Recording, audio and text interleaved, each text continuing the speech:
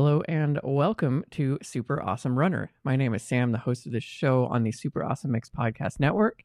You can find more of this show's content on Instagram and on Threads at Super Awesome Runner.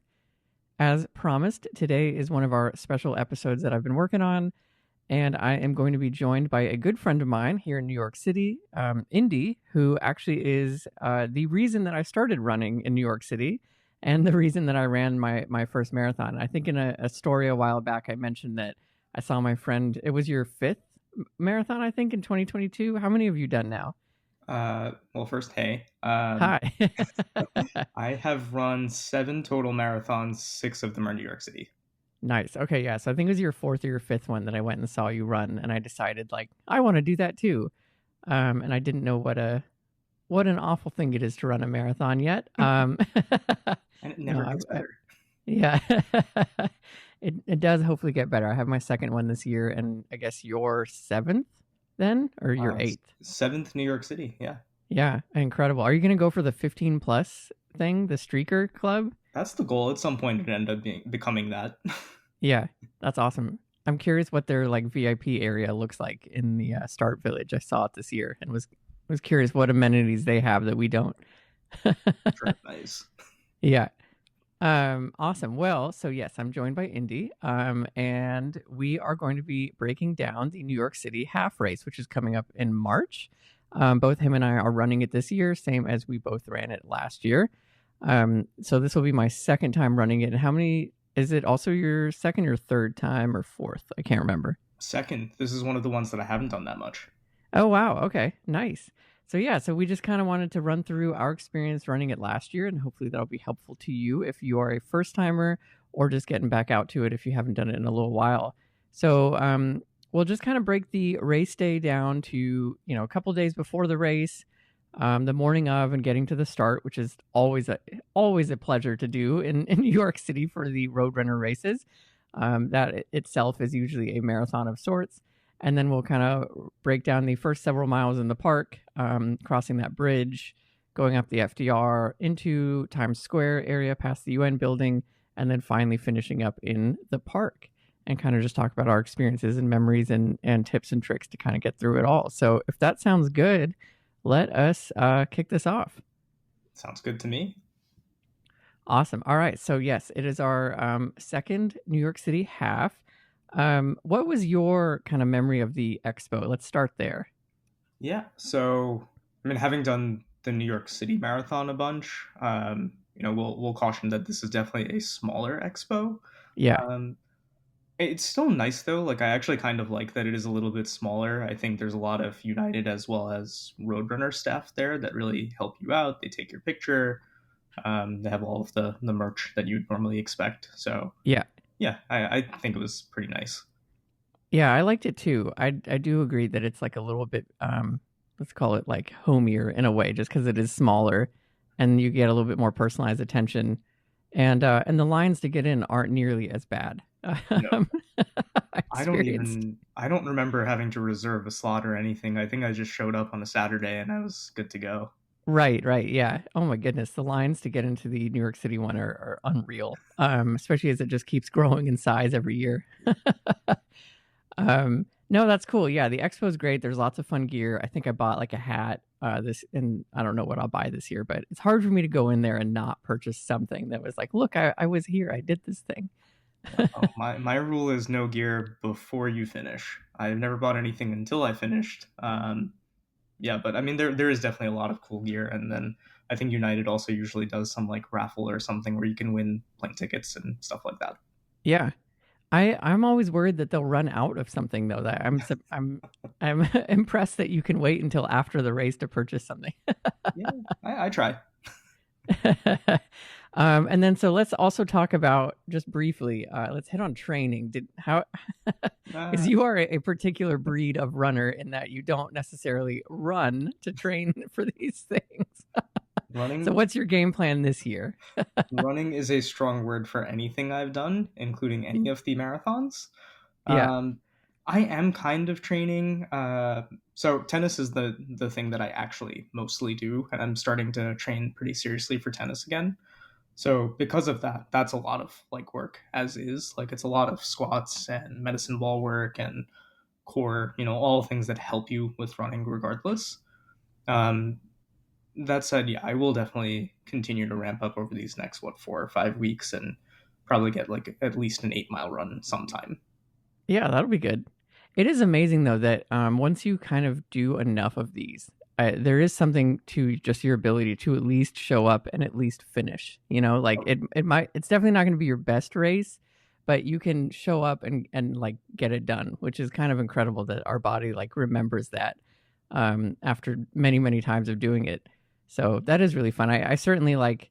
I worked very hard for my first half, but now I do, and I've done that through just training blocks where it's like you can just kind of pick a random Saturday and run 13 miles, and you're like, cool, we've done that. Totally agree. I think half is probably the last distance that you can, or at least the last one that I'd recommend that you just do that. Right. Yes, I Um, agree. Yeah.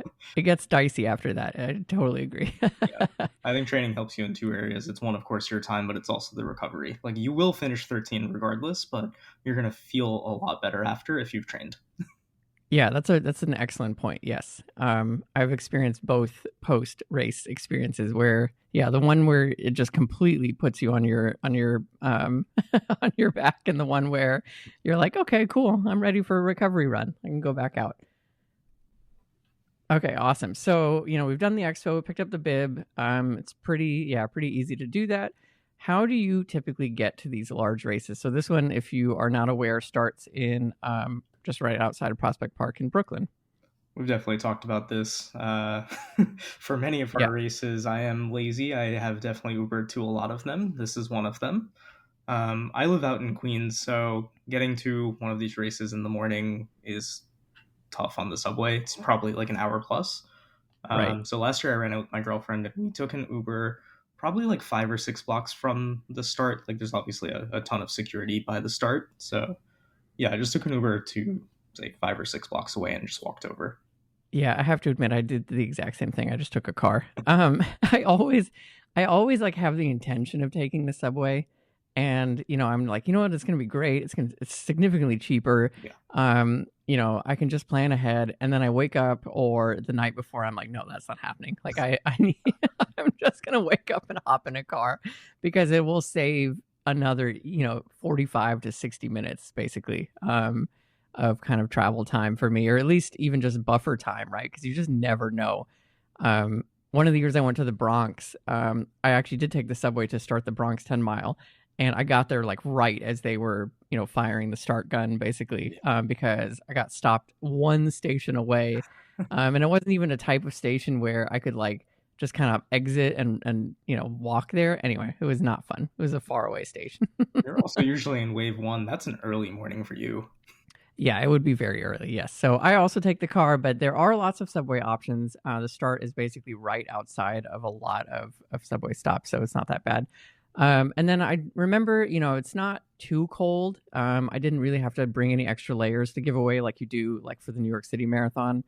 Um, so I think I just like showed up wearing what I was gonna wear in the race, Yeah. which is nice. Yeah, that helps like a lot for logistics purpose.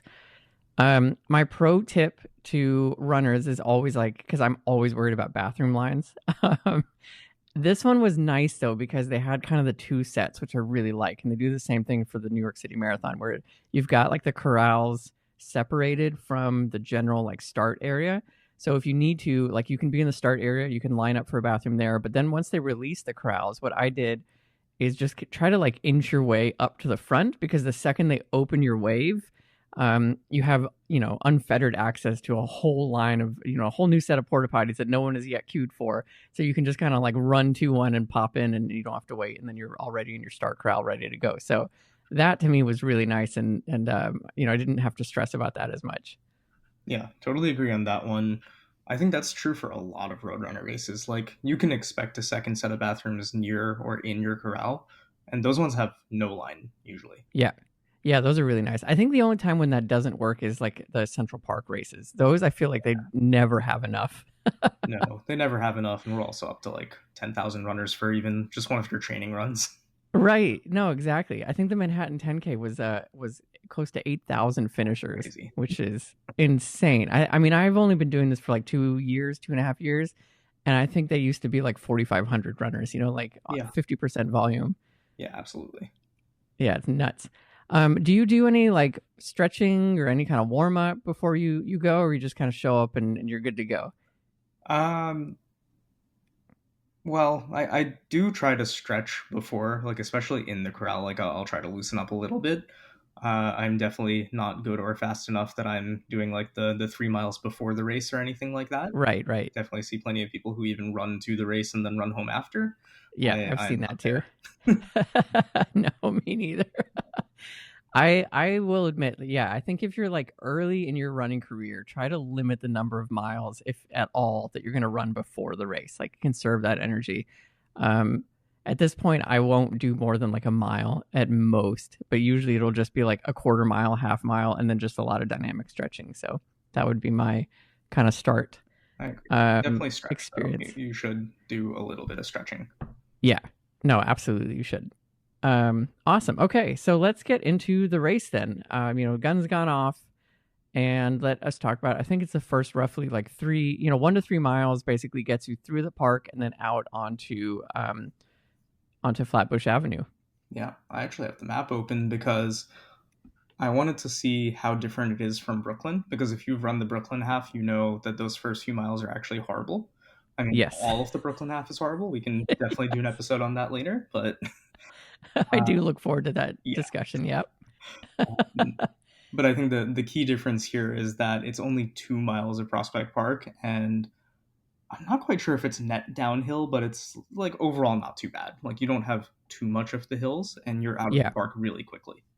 Yeah, I agree. I do remember that compared to the Brooklyn half, I felt like the park was like a tiny, tiny little sliver of the entire race. Like you pop in and then basically as you're settled, like you pop right back out again. Like I kind of don't have a lot of memories of even being in the park. I know that I ran a section of it, but yeah, it goes by so fast. And really for me, actually, the only thing I was telling myself over and over was like, stay slow, stay slow, stay slow, because the energy is so high out the gate. And I had a goal of running a sub 2 on that race, and I knew that I could completely blow it in those first 3 miles if I wasn't careful. So I like locked in a 9:30 pace to start. And I was just basically checking on my watch constantly, and then be like, nope, bring it back down, bring it back down. Yeah. But yeah, that was like my first 3 miles was literally just my mantra of just like stay slow, stick to the plan. Yeah, looking at the map right now, mile 2 to 3 is about 150 feet downhill. So that's definitely a place where you feel like you're going to start sprinting and going too fast. Right. And you definitely need to control that because, I mean, we'll talk about the end of the race later, but there's a lot more to go. Exactly. Yes. No, it's so easy to just want to like let yourself go get loose on that, but you'll pay for it 10 times over in the end. Yeah, so the park is really not that bad. And it goes by quickly, and again, it might go by too fast. So really just be careful, like mind your pace, let people pass you. I promise you will pass them again. Like I specifically, like especially runners who wear something like very notable, like a certain like bright pink or something like neon. Like you can kind of take a mental note of, okay, they've passed me. I guarantee you, if you stick to your race plan, you will see this person again. This was good. It was good motivation for me last year. It was actually my girlfriend's first half. So we ran it together through, say, like mile 2 to 3. She dropped me as we were exiting the park. Like she just did not listen to me and kept going at that faster pace. Yeah. It did not work out. I did catch her at mile 8. Yeah. Yeah. As you have said many times, and as we both experienced, like you got a long way to go. So, so control yourself as best you can. All right. So then, we exit the park now, miles 4 through 6, which the one thing I really remember about this is lots of crowd noise, which is a lot of fun. So that's another moment, though, where you got to be really careful about not letting yourself like go ham, because again, it's still really early in the race, but you can kind of like loosen up, start to find like your race pace. Like I think I went from like 9:30 to 9:15 ish at this point, and just trying to maintain that. And I also remember there was a drum line at some point, which was really fun. I actually I wish I could have just like stopped and listened to them because I love drum lines, but I was like, nope, I got to keep running. Yeah, no, I remember 4 through 6 being quite nice. It's also, like this is very early in the season. Depending how much winter running you've been doing, you might not have a lot of training at this point collectively. Um, so I think mile 6 is the bridge, which is one of your only Yeah, really condensed hills. Like it's probably the only hill that you're going to really even acknowledge as a hill. right. But it feels really good that you're not even at the halfway point. It's pretty flat through there. You're going to feel good and like you have enough energy to get through that hill pretty easily. I agree. Yeah, I remember seeing it, like starting to see it from the avenue, and feeling like, oh my gosh, like that looks like a very long, challenging bridge. But you're right, it doesn't feel that way when you're on it. Like it actually kind of like goes fast, especially like if you've run, now that I've run the Verrazano and the Queensboro, Yep. especially the Queensboro, this one does not feel does not feel as challenging. Um, but the challenge of it is, again, I think just like you can psych yourself out because you do see it obviously like rise and kind of loom ahead of you. And it's going to be very quiet again, right? Like you go from like the crowd noise and all the energy and all the boost you're going to get from people cheering you on to just complete and utter silence, and like just footfalls is what you're going to hear, which can be very challenging mentally. Yeah, and it's probably also one of those places where if people have started out too fast, that's when they're going to really start to suffer. So Yeah, that's an area where you have to kind of motivate yourself to keep going and just know that once you're over this bridge, you have another long stretch of pretty flat miles that you get to do. So, just get through that bridge, past those people that passed you at the start. totally. Yeah, and that's a good reminder. I like let my pace drop significantly climbing the hill, and like you just have to be okay with that. Like I wasn't going to try to force a 9:10 or 9:15 No. at that point. I was like, I can run a 10-minute. It's not a problem. Like you will earn back those 45 seconds at the later part of the race, and certainly you can like push a little bit on the descent. I do remember it being kind of a rapid descent, and you kind of like briefly run through Chinatown, which is really fun once you've exited the bridge.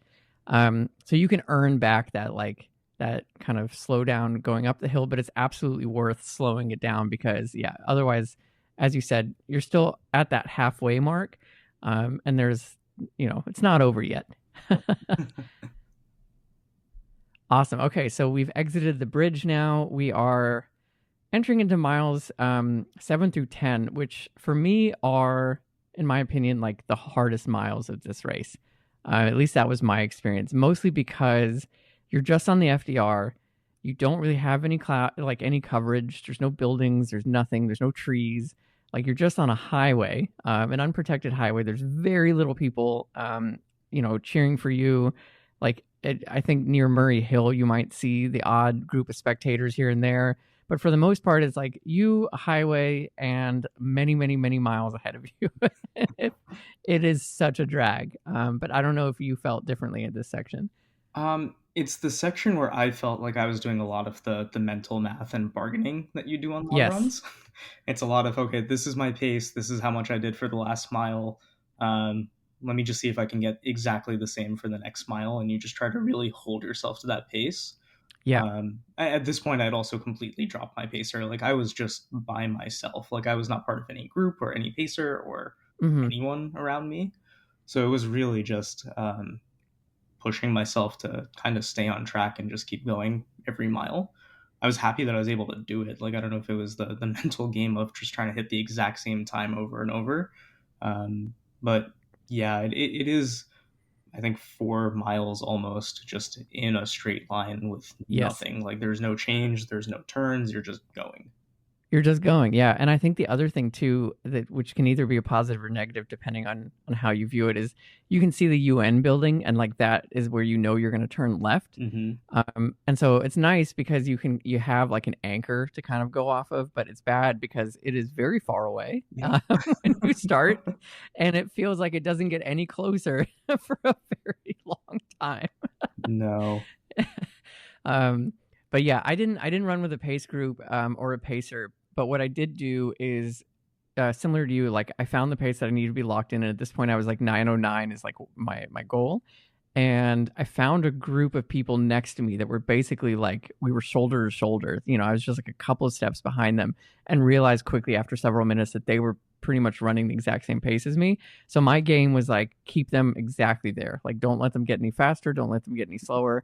And that was the game that I played. So I agree. Like, it's just like, find something to do with your with your energy here. But the goal really is like, lock in and like, don't change a thing. And it's easy to do that here in that regard because it's basically flat. Like, there are just like a couple of, ramps here and there on the highway, but I don't remember it being particularly challenging in terms of the actual like elevation.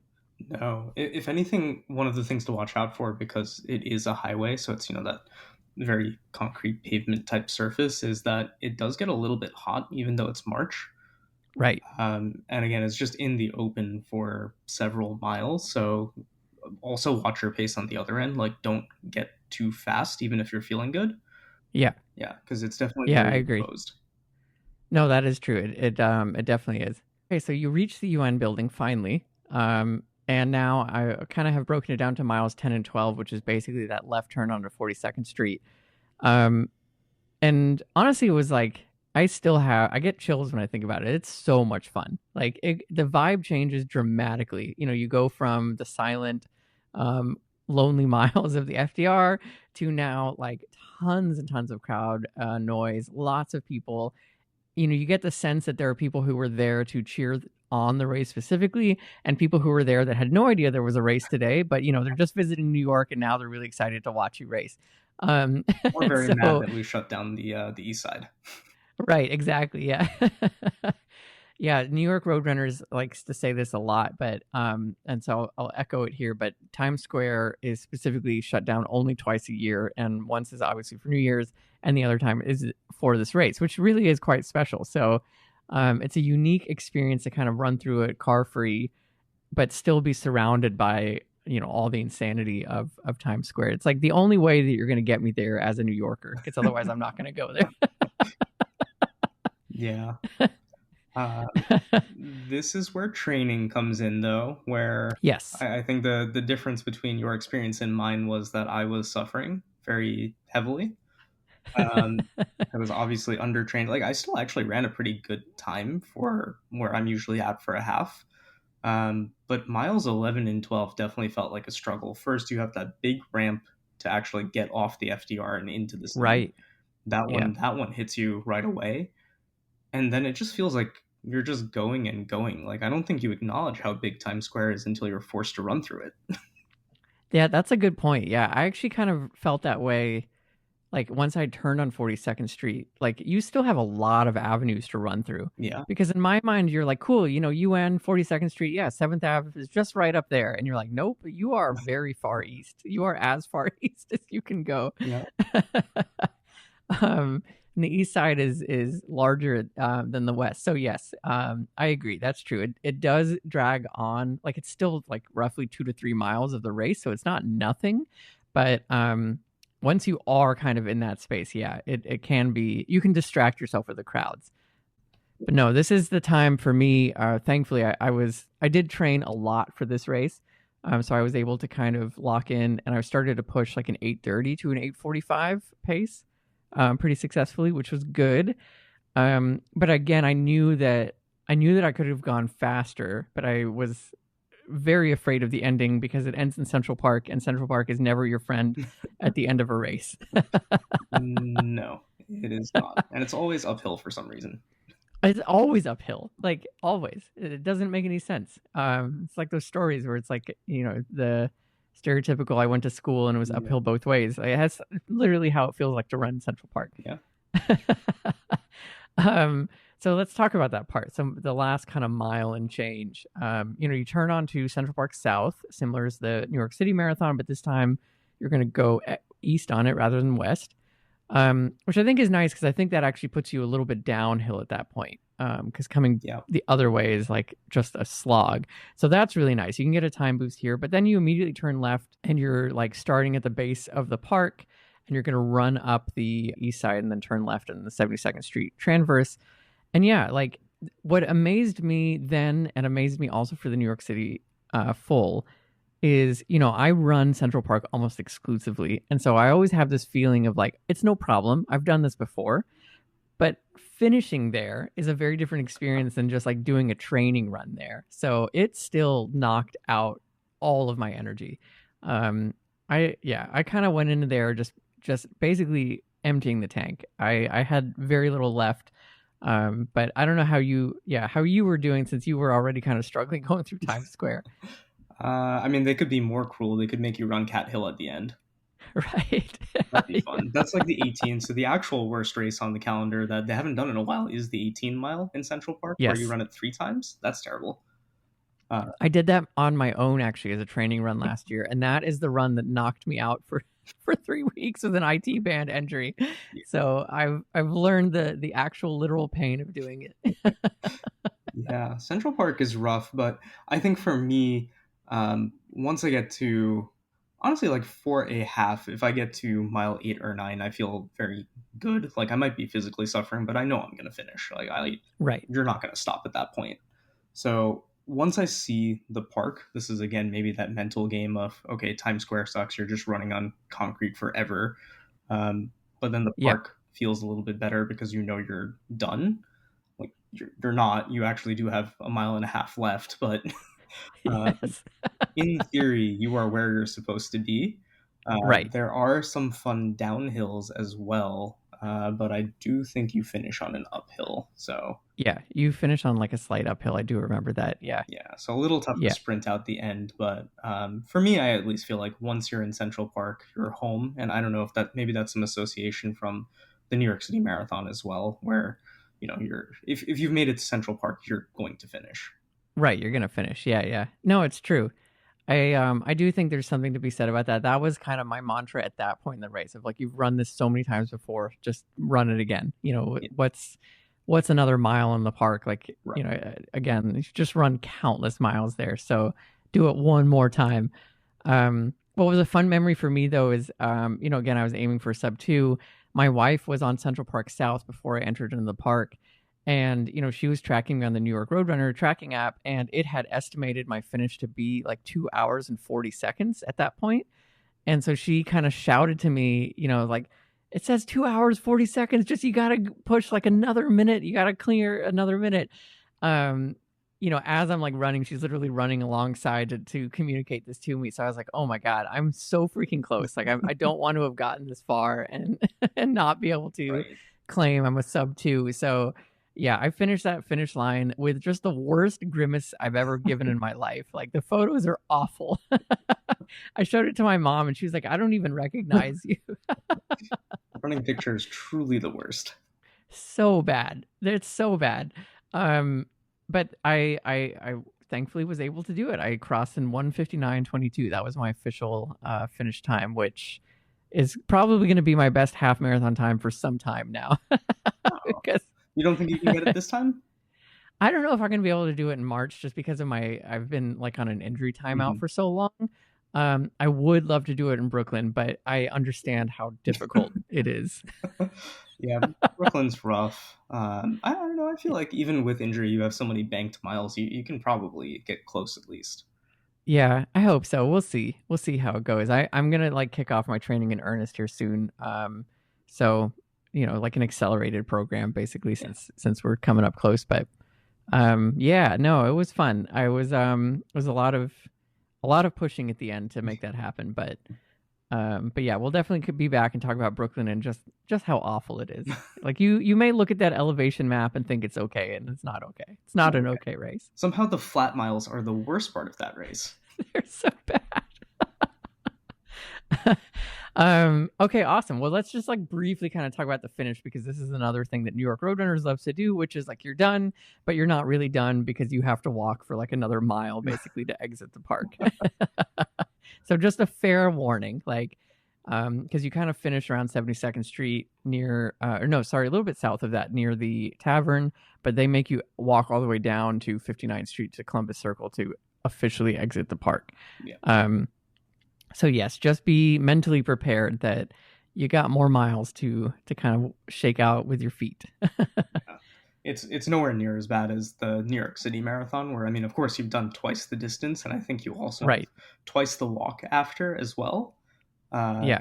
I'm not going to name the person so he doesn't get in trouble. Well, one time, one of my friends was volunteering at the finish, so he basically took me out like a volunteer's exit and saved me a 20-minute walk. But That's uh, so nice. yeah, but for whatever reason, yeah, when you finish a race in Central Park, it takes like an extra half an hour to actually exit the park. Yes. Yeah, yeah. You will be trekking for a long, long time. But I'm always really like I'm so grateful that I live very close to the park, so I can just kind of like keep on walking home. Whereas, again, talking about the Brooklyn half as a spoiler, you finish and you are in Coney Island, and like you are just as far away as you could possibly be from your home. Like no matter where you live, it just feels that way. Yeah, yeah, that one's um, rough. that one is rough. Awesome. Well, do you have any goals this year for this half, or are you just kind of Uh, shooting for the finish? well, definitely want to finish. Hoping to get as close to two as possible. Again, realistically, like I haven't done too much half specific training for this one. I've been doing more of the 10 Yeah. stuff. But I feel fitter and stronger, so hopefully I can get there. I definitely want to go sub two for one of the halves this year, though. Yeah. I mean, you had a great full this last Yeah, November. So I feel like you certainly could do it. With like how with how well you did in the full. and that too. That was also pretty much without training. Yeah. No, it's true. It's incredible. I don't advise that. Everyone, like, please train. Don't Yes. listen to me. Yeah. Training is good. It helps you. That's awesome. Yeah, I think for me it's primarily to get as close to like a two or sub two as I can. But if I don't get it, I'm not gonna be like crushed. I'm just happy that I'm like back to running on my feet without pain. That's honestly the big victory for me. But Brooklyn, I want a rematch because Oh, it was so bad the first time.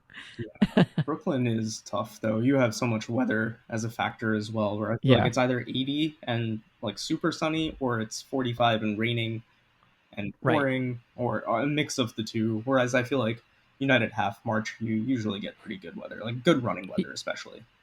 Yeah, no, totally. Yeah, it seems to be the case. Thank you so much, Indy, for joining me and breaking down the race. I hope that was helpful to all of you listeners, and feel free to drop me a comment at Super Awesome Runner. And we'll be back as mentioned to kind of talk about the Brooklyn half. If you have any questions about the New York City, again, just feel free to reach out at Super Awesome Runner. I'm most active on Threads, having a lot of fun there. But you can also find me on Instagram as well and send me a DM. So with that, I hope you have a super awesome week. And if you are running the race, best of luck. And I hope you also get a PR and crush whatever goals you've set for yourself. So with that, for Indy, my name is Sam, and I will see you next week.